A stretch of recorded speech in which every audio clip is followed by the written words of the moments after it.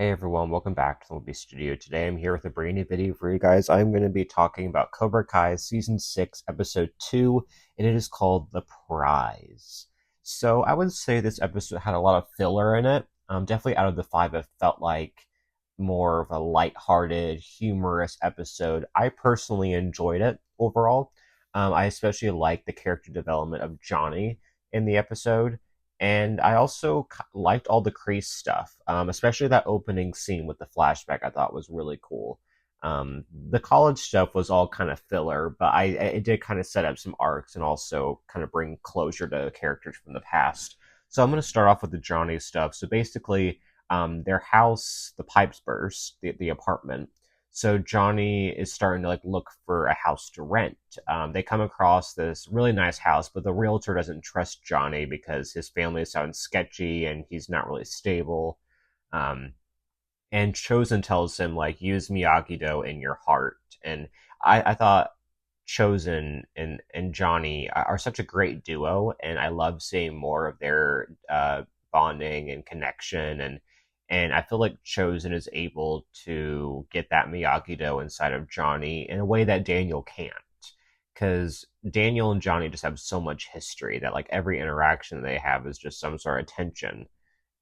uh, Johnny and Chosen don't have that past history, and I feel like Chosen is more Miyagi Do. Overall, I think Daniel's a hothead, and Chosen is less so, in my opinion. So I do like the connection between Johnny and Chosen in this episode. But the episode kind of ends with one of Johnny's old classmates, I guess, back when he was in school.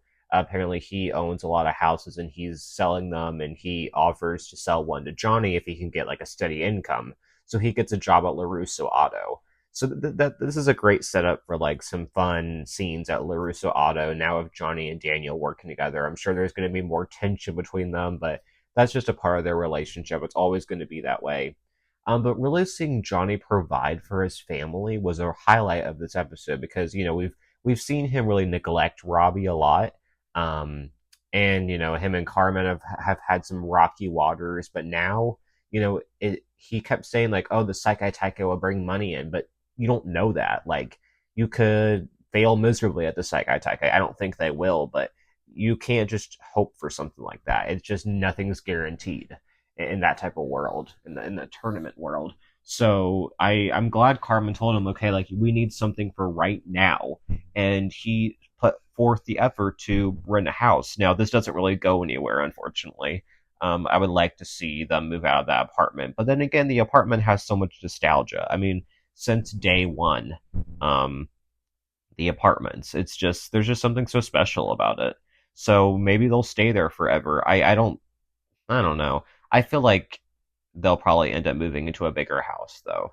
I don't know if it'll be something as grand as the LaRusso mansion. Probably not. That wouldn't make much sense. But like a nice home, maybe like one story. I don't know. Like, I mean, they have a lot of people, so I definitely don't think they can live in those apartments forever. But we'll see. But yeah, good character development from Johnny. I really liked it in this episode. So the other plot lines, we have the college stuff. Basically, Miguel is typing up like an admission thing for Stanford. He really wants to go there. That's like his dream school. Him and Sam are discussing colleges. They want to go to school near each other, basically. I wonder if this is going to set up for them doing like long distance. I don't see them both going to the same school because to be honest, I'm not the biggest fan of the college storylines. They're like college drama. That's just not really my thing, and it's kind of like crazy that now, after all these seasons of fighting and teen rivalries, that now we're focusing on college. It's just such a huge contrast from before. So I do feel like the college storylines are a bit boring, in my opinion, but that's just me. Um, but basically, someone at a college fair recommends a safety school. So Miguel, Hawk, and Dimitri go and check out another option, and which is I don't even remember what college it was. Not that important, but they see Kyler and Brooks there, and if you don't remember Brooks, he's the one that Hawk beat to like a crisp, like all the way, or a pulp, sorry, whatever, all the way back in season 3, back when Hawk was like dark and evil. So, this brings back up some demons for Hawk, but they didn't really go back like the stereotypical route of just having Hawk or Kyler and Brooks be like bullies. No, they actually developed them. We have Kyler, and he is like pretty much just like an errand boy for this frat club, and he really wants in, but they're just using him and they're hazing him. And Miguel, especially out of the trio, is just very uncomfortable with this and thinks that Kyler deserves better. So like, he's actually respected him. Like he actually feels bad for him, and that's just come such a long way from season one in that cafeteria fight, and then the scene in the library with them. It's like I do think there's something remarkable about all of this stuff and how they all end up fighting together. And then you think back to like those five in the library all the way back in season one. Like that's really come full circle, and that's such a cool moment. And it didn't even need like a whole arc for like a redemption with them. Like I felt bad for Kyler. I didn't really care much for Brooks necessarily, but I think they wrote it well. That even after all this time, there still can be redemption for characters like that, and they're kids. They're we're now young adults, I guess, but like clearly Kyler has changed. Clearly Brooks has changed. I mean, they might both still be dumb, but that doesn't matter. They're not like the a-holes that they used to be back in the earlier seasons, or really Kyler, I guess, last season. But no, I appreciate the character development from both of them. Um, and Kyler tells Miguel that you got to chase after that dream and you got to avoid the safety. So I don't know what that means for Miguel because that doesn't really get addressed in these episodes. Um, but this college stuff does come back up in episode 5. That I do know that. But Hawk and Dimitri are both signed up for MIT, and there is more drama with that in later episodes between those two. The college fight was well choreographed, but I do think there were a little bit too many slow motion shots, and I didn't like the music at all. Like that was a sucky song. Like I wish they would have chosen a different song to play over that fight because the fight was like really well done. Like it was long. I think just less slow motion shots, but like a lot of sick choreography and very well filmed too. The different shots that they use, like that probably took some time and some editing to get all of that done. So I did like that fight, but I would say this was probably mostly filler of a storyline. But then again, it did set up like a storyline for Miguel, and it set up a storyline for Hawk and Dimitri. I don't think we'll probably won't see Kyler and Brooks again, but that's okay. Like we wrapped up their storylines. We can move on. We can like check 2 characters off the list.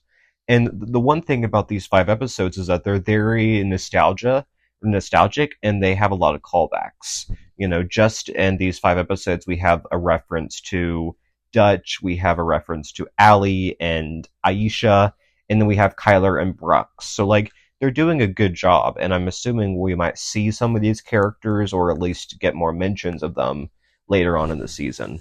But another storyline, I guess the last one, is with Kreese and Kim Da-eun. We find out that Master Kim is still alive, and that's wild to me. Like he's got to be like 90 something at this point, because Kreese is like 70 something. So, and he was about, I think there's like probably like a 20-year age gap or so, maybe. Although it's just hard because it was the same actor playing like both young and old Master Kim, and they look kind of similar age, but whatever, that doesn't matter.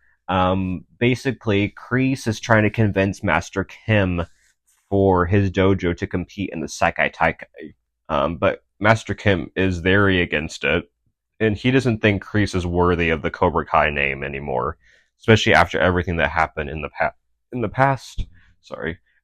Everything that happened in the past, we got that flashback scene early on, and he doesn't even think Kim Da-eun is worthy of the Cobra Kai name, and that's why he's stayed alive all this time, to make sure she doesn't ruin it for him. Which it's messed up, but I mean, I don't think we even saw Master Kim again, so I wonder what he's gonna have to do later on. If he'll show back up. I mean, he has to. They wouldn't just bring him in for one episode. I mean, maybe he'll die and we'll get some sort of something, or maybe like a reveal with him and Mr. Miyagi. I don't know.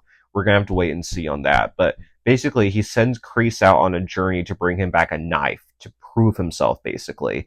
And then we get these scenes with Kreese in a cave where he tries to reach for the knife, and then a snake bites him, and then he starts to hallucinate. And we see him and Silver talking, and then we see him and Johnny talking. To be honest, these scenes were just okay to me. I mean, I felt like we already saw a lot of this back in season 5 with his therapy scenes. Um, and this time it just didn't really hit home for me.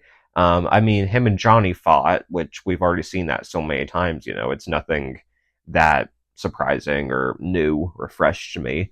Um, but because we already kind of knew who was each other's weakness and all of that, I don't even think we needed a reminder. I mean, it does kind of set up Kreese's arc, like he Lily was going to choke out Johnny in that flashback. So like I do think this kind of setup he's not getting redeemed, at least not right now. He is joining Cobra Kai again. He is Cobra Kai. So whether they will change that later on, I don't know. But for right now, I don't think he's getting redeemed.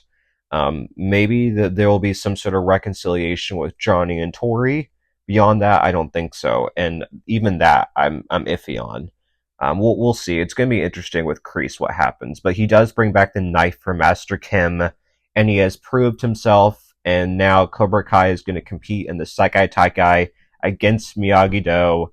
And I mean that kind of had to happen, right? We they had to continue that rivalry, and again they kind of wrote themselves into a corner. But I do think this was the best way to do it for this season, was to have the Korean dojo be the Cobra Kai enemy. But yeah, overall good episode. Again, a lot of filler, but that's okay. I mean, you can't always have jam-packed episodes, and we do have some really good ones coming up. So I'll be back on Friday for a review of episode 3. So comment down below what you thought of this episode, and I will see you then. Bye, everyone.